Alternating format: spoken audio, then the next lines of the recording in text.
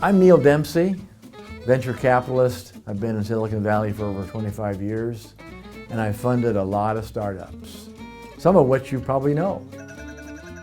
Well, in addition to funding a lot of early stage companies, I've taken some physical risks. Sailed around the world in a 51-foot boat, climbed 6 of the 7 summits, and run over 100 marathons.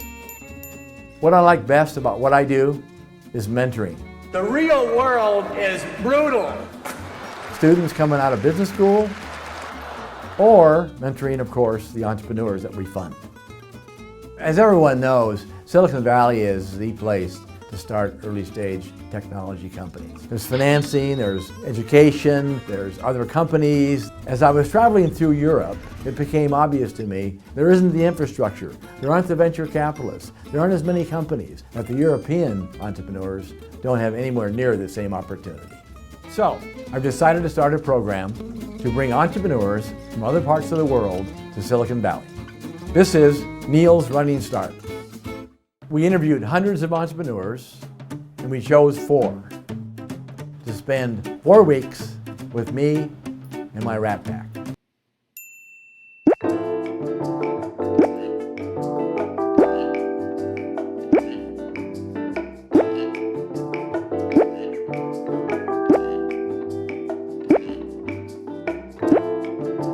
We chose the 4 of them because they had an interesting product, potential, and most important, passion. So my name is Neal Oddens, 29 years old, and I'm co-founder CEO of Increase Online. I come from Amsterdam, and the culture there in terms of entrepreneurship is a lot different. I really wanted to experience the Silicon Valley entrepreneurship and lifestyle and also way of thinking. We have Rich Neal, we have Poor Neal, and we've decided that none of those really work, so we're going with Odie for Neal Oddens and Neal for Neal Dempsey. That was the easiest thing to do. My new name is Odie. They said like, Odie is a really good name for you. It's probably because my last name is Oddens and they thought Odie is kind of cool. So yeah, that's my new name. My name is Catherine Renier. I'm the CEO and founder of Coconut Calendar. We're based out of Canada in Saskatchewan. To Silicon Valley, talk about high contrast. One of the things I've been struggling with is trying to find people in the tech industry in Saskatoon, Saskatchewan that have kind of been there and done that, who've started a company and really blown it up into something really big.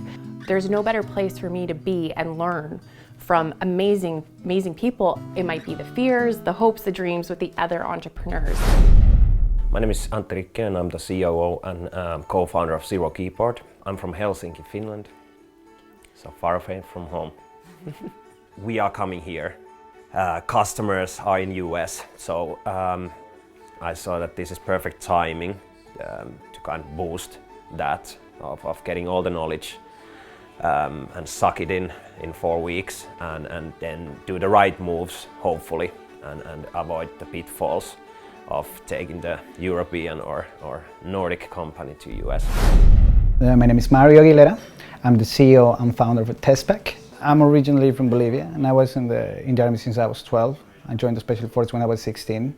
I would say it was one of the best experiences I have in my life because that for me as a person, I understand what it means to suffer. I understand that means to go through very hard, difficult things, and I think that helped me also in my entrepreneurial life. There were times that I didn't get paid for about 4 months, but I kept going because I believed my vision. I believed that what I'm doing is making a difference, and I found already actually people that believe and already are supporting us. So I wasn't crazy. So they came from all around the world and moved into an apartment in San Francisco. And before they had a chance to unpack, we said, surprise, company presentations. Great, so my name is Neal Oddens. I'm co-founder, CEO of Increase Online, increaseonline.com. And Increase Online helps online publishers with the monetization of their advertising inventory. Neal is very good at presenting. He's very calm and very clear. To just give you an example, you have CNN, big publisher with billions of advertisement impressions a month.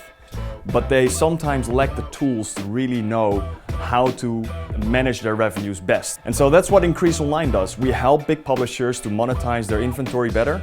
He's a good presenter and good sales guy. The story was quite hard to follow. He's kind of making a transition in his business. At the moment today, he's basically a service.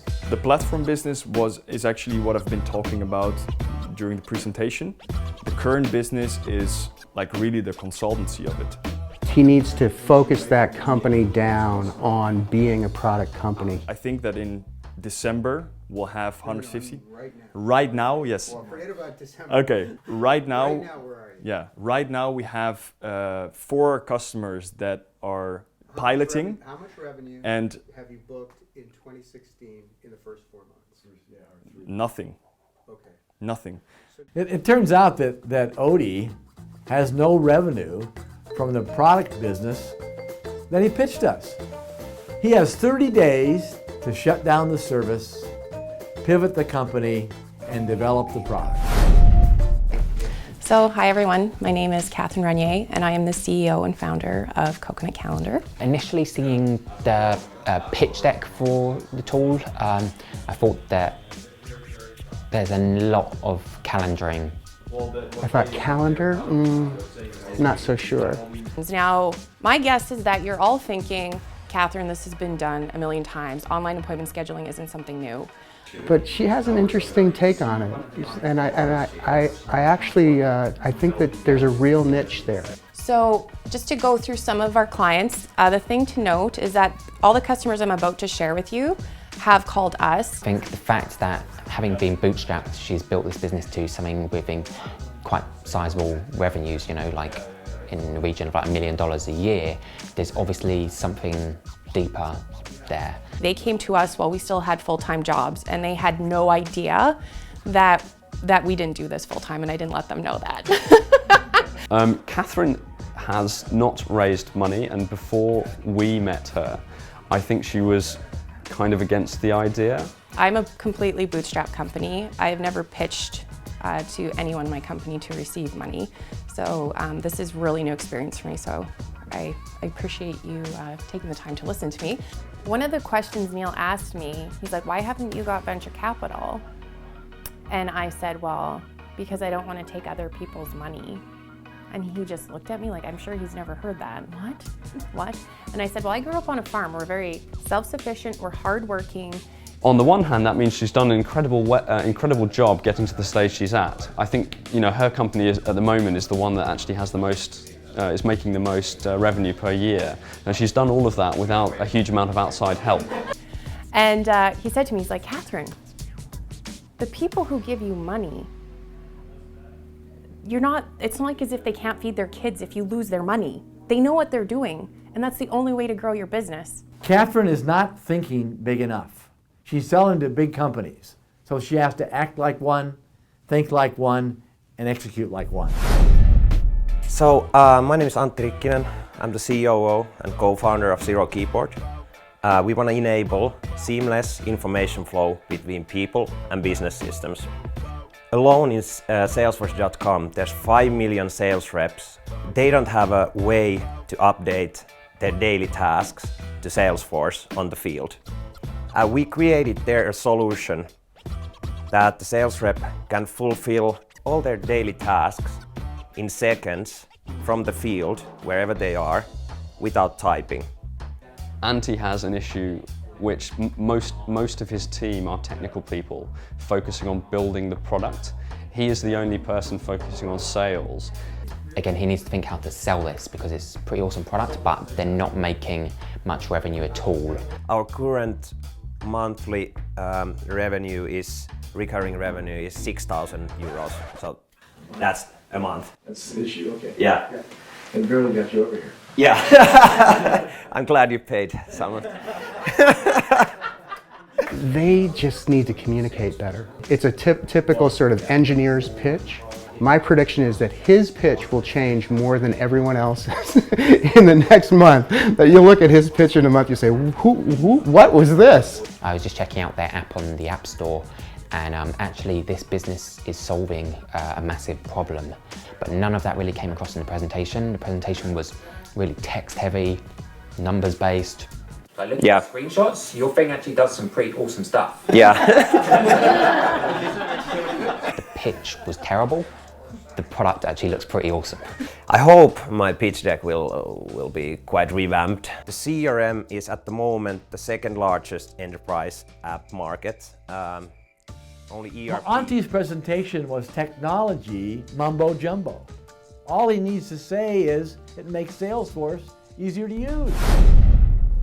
How a bootstrapped team with just only 4 people has been able to close deals with the Finnish government, Intersport, Scandinavian Outdoors, and also Microsoft from a very small country called Finland. TestPack is a company that specializes in the future of wearables and what we call actually mobile energy. We came out with our first solar smart packs. We created a solar panel that is mobile, and then we packed them in different consumer sector experience products. But what it makes special our technology is the weight and also the flexibility that it has, but also the strength that it has. Mario, I think we all really were excited by his pitch and his idea. He has so many different ways he can take that product technology company that he's going to have to choose before he wants to choose. But TestPack is not a solar backpack company. We are a technology company that tries to implement our know-how in design. In addition to his core product, he's developing a new product. And at the moment we're in the process of developing a helmet that's going to be launching June and probably July. And I think that one of the issues for most of the people listening was how are they going to incorporate this into their existing product offering, and is it going to distract from day-to-day operations? He just needs to say what his company really is going to do first, second, and third. You get the feeling that he's going to do everything at once. It's sort of like saying, you know, my target market, it's everybody. Well, your target market's never everybody when you're a startup. I mean, when you're Google, maybe your target market is everybody. But, you know, when you're 6 people in Spain, your target market can't be everybody. So now it's just about finding what is his business's main strengths and then focusing on those and just having focus, because yeah, today it's like all over the place with all these different ideas that he could be doing. We're not a solar backpack, we're not a backpack, we're not solar panels with batteries, we are a smart pack because we're implementing probably in the next year IoT stuff, so intelligent stuff that can tell you back. Mario has 3 products. You can't have 3 products in early stage companies. The next 30 days for Mario is focus, focus, focus. What I've seen today is very typical. I've seen it 1,000 times.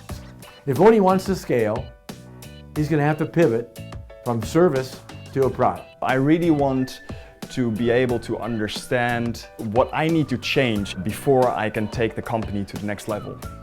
If Catherine wants to close big-time businesses, she's going to have to start thinking like a big-time business. If I was pitching in front of a room, they'd be like, oh, maybe she hasn't done this as many times. So when I go in, I want to have confidence, clear delivery, just really professional. Like, this person's been doing this for a while and she gets it.